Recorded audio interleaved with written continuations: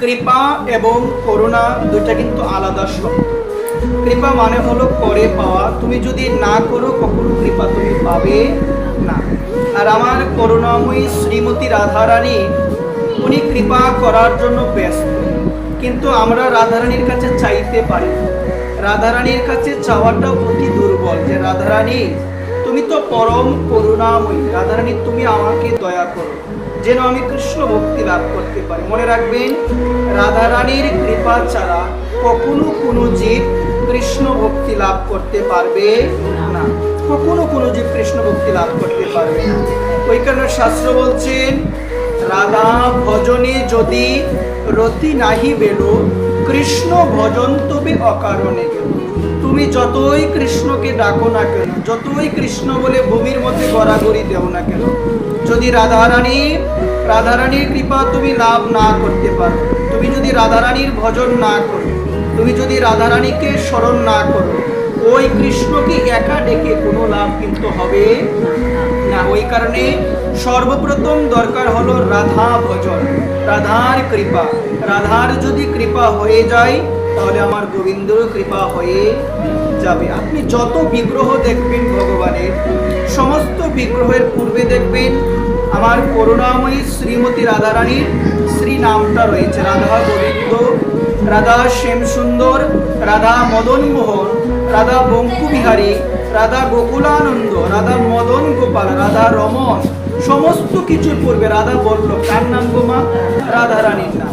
রাধা ছাড়া গোবিন্দের কোনো শোভা নেই। শাস্ত্র বলছেন, আমার গোবিন্দ একা পূর্ণ সামর্থ্যবান নয় যদি না রাধারানী তার সঙ্গে না থাকে। যতক্ষণ পর্যন্ত রাধারানী থাকবে না আমার গোবিন্দ পূর্ণ সামর্থ্যবান নয়। এই কারণে ভক্তদের সাধনাটা হলো রাধারানীকে সঙ্গে রেখে কৃষ্ণকে আরাধনা করা। তাহলে কি হয় গো মা?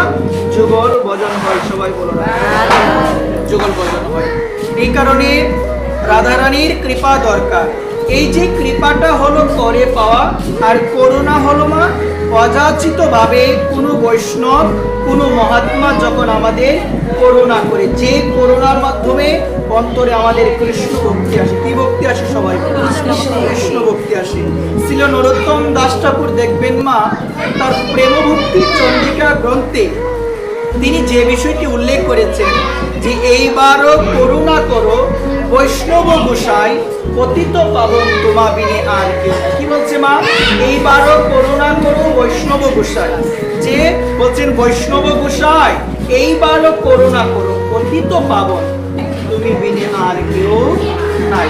পতিত পাবন, যা পতিত পাবন মানে হলো মা, পতিত শব্দের অর্থ শাস্ত্র বলছে যারা আমার ভগবানকে ভুলে গিয়ে, যারা আমার পরমাপন শ্রীমতী রাধারানীকে ভুলে গিয়ে এই মায়ার সংসারে ডুবে আছে, তাদেরকে বলা হয় পতিত।